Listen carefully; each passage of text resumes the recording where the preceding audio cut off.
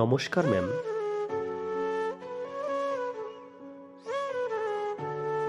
আমি কালকের থেকে নোটিস করছি, আমি যখনই অফিসে আসি আমাকে দেখে চোখ মারো। যদি তোমার বোন বা স্ত্রীর সাথে কেউ এরকম করে তোমার ভালো লাগবে? যদি এই কথাটি আপনি বসকে বুঝান তাহলে অনেক ভালো হয়। কি বলছো এইসব? আমাদের রিসেপশনে যে মেয়েটি কাজ করে সে আমার বোন হয়। বস ওর সাথে নোংরামি করার চেষ্টা করে। স্যার, ফাইল রেডি, এখানে সাইনটা করে দিন।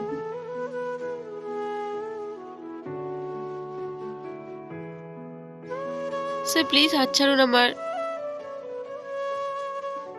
ম্যাম প্লিজ আপনি কিছু করুন, না হলে বাধ্য হয়ে আমাদের চাকরি ছেড়ে দিতে হবে।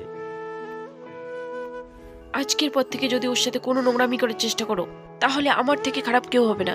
এইসব তুমি কি বলছো? বেশি নাটক করো না, আমি সবটা জেনে গেছি। তোমাকে আমার স্বামী বলতে লজ্জা বোধ হচ্ছে। সরি।